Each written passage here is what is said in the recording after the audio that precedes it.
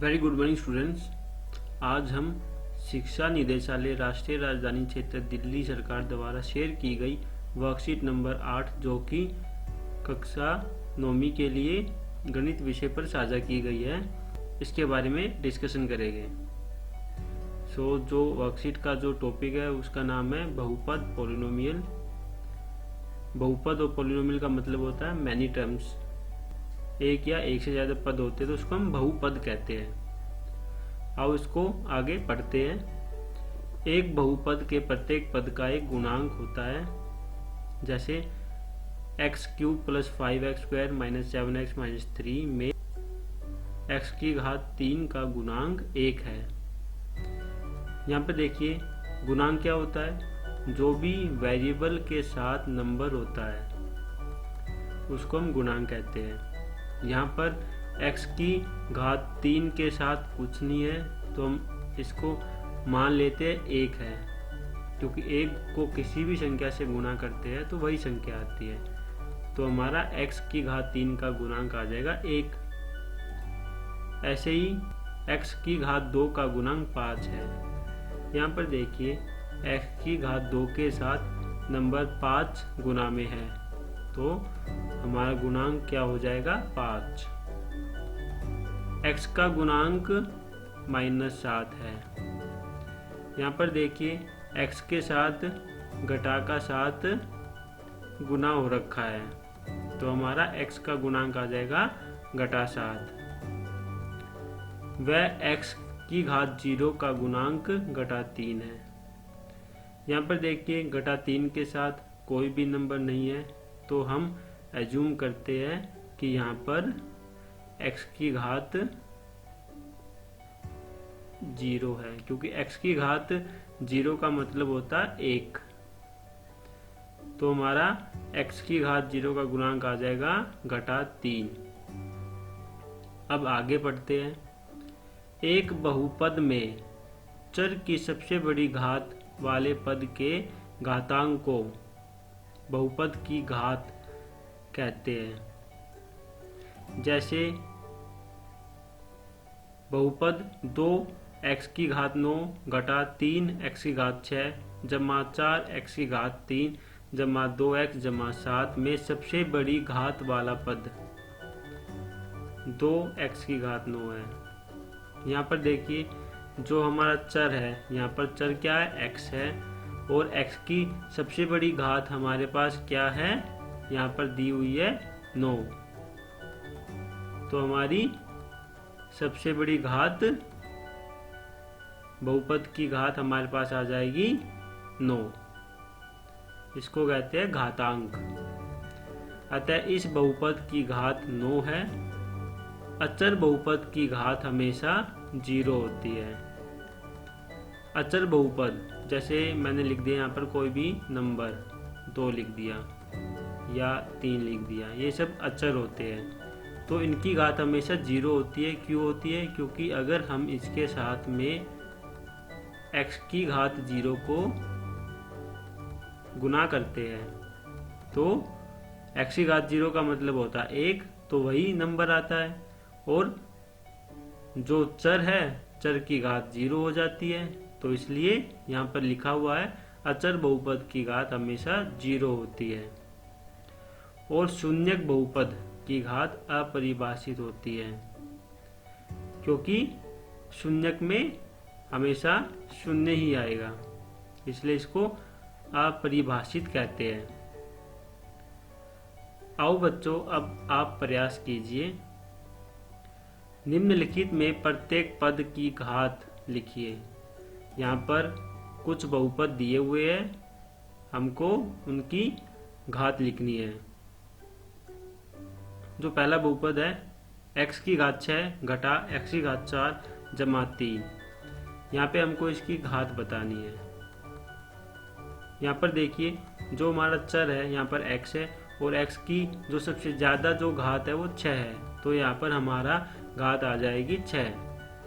ऐसे ही जो अगला बहुपद है 2 घटा y⁻4 घटा y⁻3, यहाँ पर भी जो चर है उसकी सबसे ज़्यादा जो घात है वो 4 है, इसलिए आप यहाँ पर आ जाएगा 4।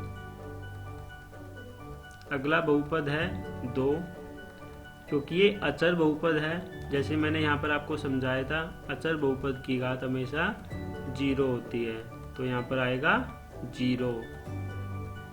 अब अगले बॉक्स को देखते हैं। निम्नलिखित में से प्रत्येक में x की घात 2 का गुणांक लिखिए। x की घात 2 का गुणांक का मतलब है कि x की घात 2 के साथ जो भी नंबर गुणा में है उसको लिखना है। तो जो पहला बहुपद है वो लिखा हुआ है 4 घटा x की घात 2 जमा x। यहाँ पर देखिए x की घात 2 के साथ कुछ नहीं है, तो हम मान लेते हैं, और जैसे घटा का चिन्ह है तो ये हमारा x की घात 2 का गुणांक आ जाएगा घटा 1। अगला बहुपद है वर्गमूल 2x घटा 1।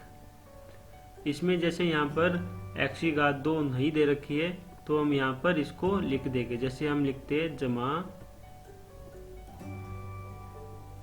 0 गुना x की घात 2।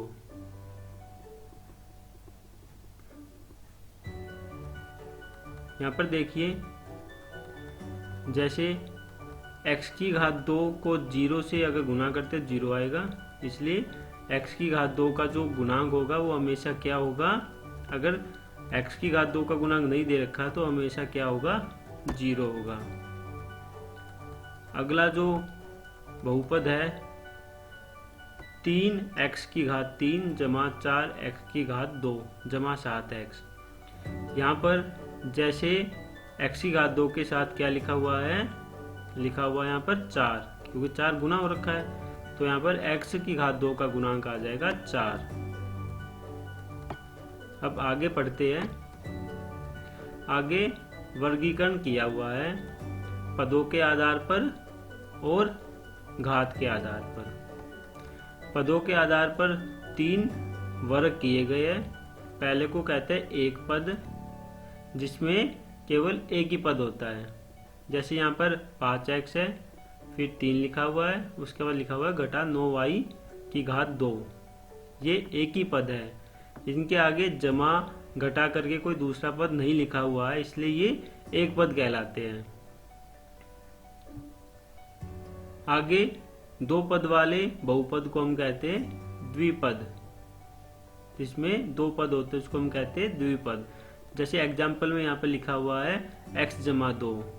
x हमारा एक पद है और 2 नंबर हमारा दूसरा पद है, तो इसलिए इसको कहते हैं द्विपद। अगला जो वर्गीकरण है पद के आधार पर, उसको कहते हैं त्रिपद, क्योंकि इसमें 3 पद है। देखिए यहाँ पर एग्जाम्पल में x की घात 2 जमा 2x जमा 4। x की घात 2 एक पद है, 2x दूसरा पद है और 4 तीसरा पद है, तो ये कहलाता है त्रिपद। अब हम घात के आधार पर वर्गीकरण देख लेते हैं। घात के आधार पर पहला वर्गीकरण है रैखिक बहुपद। रैखिक बहुपद वह बहुपद होता है जिसमें जो चर होता है, जैसे चर यहाँ पर हमारे पास x है, और चर की जो घात होगी वो अगर 1 होगी, जो सबसे बड़ी घात होगी अगर वो 1 है, तो वह रैखिक बहुपद है। फिर दूसरा वर्गीकरण घात के आधार पर है कि अगर जो चर होता है, चर की घात अगर 2 है, तो उसको हम कहते हैं द्विघाती बहुपद। तीसरा वर्गीकरण है अगर चर की घात, जो सबसे ज्यादा बड़ी घात है, अगर वो 3 है, तो इसको हम कहते हैं त्रिघाती बहुपद। ये बच्चों पदों के आधार पर और घात के आधार पर वर्गीकरण है। अब नीचे कुछ क्वेश्चन दिए हुए हैं, हमको उनको बताना है कि वो किस वर्गीकरण में आते हैं। जो पहला क्वेश्चन है उसमें जो बहुपद लिखा हुआ है y की घात 3 जमा y। यहाँ पर जैसे कि y की घात 3 एक पद है और y दूसरा पद है, तो इसको पद के आधार पर हम कहेंगे द्विपद। और घात के आधार पर, जैसे यहाँ पर जो सबसे बड़ी घात है चर की वो 3 है, तो 3 घात है तो घात के आधार पर ये हो जाएगा त्रिघाती बहुपद।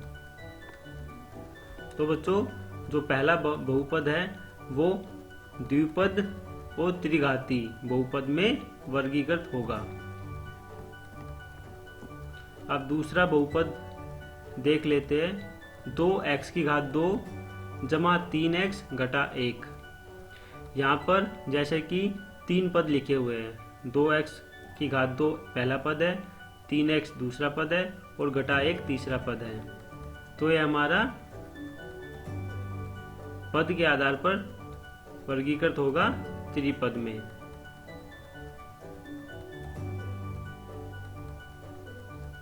और अगर इसे घात के आधार पर वर्गीकृत करते हैं तो हमारे चर की जो सबसे बड़ी घात है वो यहाँ पर x की घात 2 है। तो ये हमारा द्विघाती बहुपद में वर्गीकृत हो जाएगा। अगला बहुपद है z की घात 2। जैसे कि यहाँ पर केवल एक ही पद है तो इसको हम कहेंगे एक पदी। पद के आधार पर क्या हो जाएगा, ये एक पदी। और अगर हम घात के आधार पर देखते हैं तो जैसे z की जो घात 2 है तो इसको हम बोलेंगे द्विघाती। अगला पद है 9x की घात 3। जैसे यहाँ पर केवल एक ही पद दे रखा है तो इसको हम वर्गीकृत करेंगे पद के आधार पर एक पदी। और अगर हम घात के आधार पर देखते हैं तो यहाँ पर x की घात जो है वो 3 है तो इसको त्रिघाती बहुपद में वर्गीकृत करेंगे। अगला बहुपद है y जमा 1। जैसे यहाँ पर 2 पद है तो इसको हम पद के आधार पर द्विपद में वर्गीकृत करेंगे।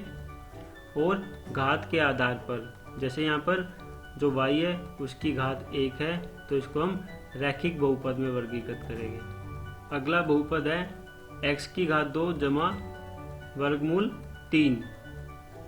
तो यहाँ पर देखिए यहाँ पर 2 पद है तो ये वर्ग के आधार पर द्विपद में वर्गीकृत होगा। और घात के आधार पर जैसे कि x की तो सबसे बड़ी घात है वो 2 है तो घात के आधार पर ये द्विघाती बहुपद में वर्गीकृत होगा। अगला बहुपद है 3x की घात 3 घटा 2x की घात 2 जमा 4x घटा 2। जैसे कि यहाँ पर 4 पद है तो वो बहुपद वो त्रिपद से भी ज़्यादा होता है तो ये पद के आधार पर किसी भी पद में वर्गीकृत नहीं होगा, परंतु घात के आधार पर यह त्रिघाती बहुपद में वर्गीकृत होगा क्योंकि जो चर है उसकी जो सबसे बड़ी घात है वो 3 है। अगला बहुपद है 6 घटा y की घात 2। जैसे यहाँ पर 2 पद इस्तेमाल हुए हैं तो इसको हम पद के आधार पर द्विपद में वर्गीकृत करेंगे। और जैसे कि जो चर है y उसकी जो सबसे बड़ी घात 2 है तो इसको घात के आधार पर द्विघाती बहुपद में वर्गीकृत करेंगे। अगला बहुपद है वर्गमूल 3z जमा 7। जैसे कि यहाँ पर 2 पद है तो ये पद के आधार पर द्विपद में वर्गीकृत होगा। और जैसे जो z है उसकी जो हाईएस्ट जो सबसे बड़ी घात है वो 1 है तो ये घात के आधार पर रैखिक बहुपद में वर्गीकृत होगा। अगला बहुपद है 4x। जैसे कि यहाँ पर एक ही पद यूज हुआ है तो ये पद के आधार पर एक पदी में वर्गीकृत होगा। और घात के आधार पर ये रैखिक बहुपद में वर्गीकृत होगा क्योंकि x की जो सबसे बड़ी घात है वो 1 है। अब आगे लिखा हुआ है आओ जाने हमने क्या सीखा। यहाँ पे कुछ टिक मार्क के क्वेश्चन है, हमको सही के आगे सही का निशान लगाना है और गलत के आगे गलत का निशान लगाना है। जो पहला प्रश्न है वह उसमें लिखा हुआ है 5x की घात 3 घटा 4x की घात 2 जमा 3। बहुपद में x की घात 2 का गुणांक 4 है। यहाँ पर जैसे x की घात 2 का गुणांक हमको घटा 4 दिखाई दे रहा है, परंतु क्वेश्चन में कह रहे हैं कि 4 है तो ये जो स्टेटमेंट है वो क्या है, गलत है। अगला क्वेश्चन देखते हैं, क्वेश्चन नंबर 2। बहुपद 4x की घात 2 की घात 2 है। x की घात 2 है, बिल्कुल ठीक है, तो ये हमारा क्या हो जाएगा, सही हो जाएगा क्योंकि x की घात 2 है। अगला जो क्वेश्चन है 2x की घात 3 जमा 1 एक रैखिक बहुपद है। रैखिक बहुपद वह बहुपद होता है जिसमें जो चर होता है उसकी जो सबसे बड़ी जो घात होती है वो 1 होती है, उसको हम रैखिक बहुपद कहते हैं। परंतु यहाँ पर जो चर है उसकी जो सबसे बड़ी घात वो 3 है, तो इसलिए ये जो स्टेटमेंट है ये गलत है। अगला क्वेश्चन नंबर 4, बहुपद वर्गमूल 5x जमा 1 में x का गुणांक वर्गमूल 5 है। यहाँ पर देखिए गुणांक का मतलब होता है कि x से जो नंबर गुणा है उसको गुणांक कहते हैं। यहाँ पर x से वर्गमूल 5 गुणा है, जो कि यहाँ पर वर्गमूल 5 ही लिखा हुआ है, तो ये जो स्टेटमेंट है ये ठीक है। अगला क्वेश्चन नंबर 5, बहुपद 4m जमा 5n एक द्विपद है। हाँ जी, ये पद के आकार के हिसाब से अगर हम देखते हैं तो ये द्विपद है।